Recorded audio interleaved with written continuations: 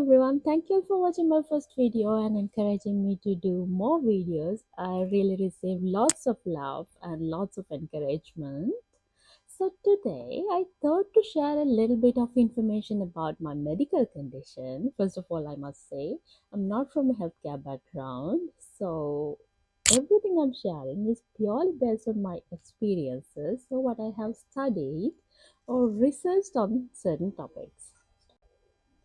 So let's first talk about what is the pituitary gland.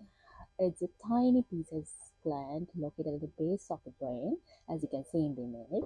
If there's an abnormal growth, we usually diagnose it as pituitary adenoma. It could be either pituitary adenoma or sCleftCyst. So there could be so many diagnoses, but most commonly it will be diagnosed as pituitary adenoma.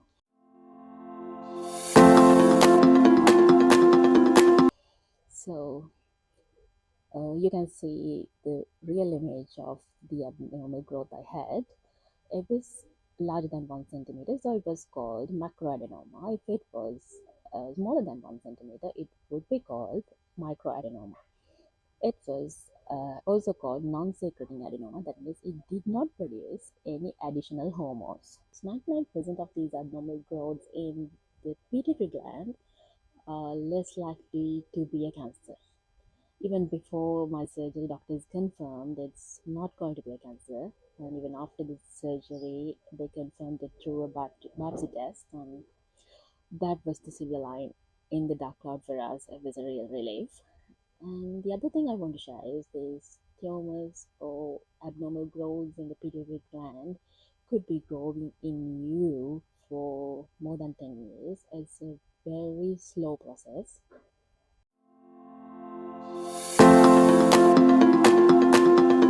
My primary diagnosis was pituitary adenoma and my secondary diagnosis was sCleftCyst. So let's see what sCleftCyst is.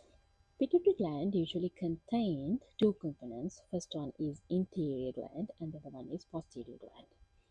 The cells that made interior gland usually migrate upward from the roof of the mouth, and the cells that made posterior gland usually migrate downward from the brain.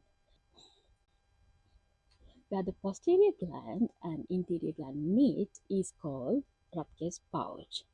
It normally closes in the early development, but in case if it didn't, it could be filled with fluid and give rise to a cyst.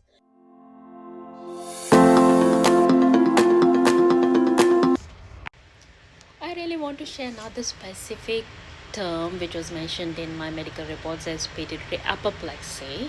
When there's a sudden bleeding or a loss of blood supply within the pituitary gland, it's called pituitary apoplexy. The signs of pituitary apoplexy are the terrible headaches, and you could be vomiting, and also you could collapse. It's a life-threatening condition and also a medical emergency. But I must say, almost all pituitary adenomas or sCleftCyst do not develop into pituitary apoplexy. It's extremely rare.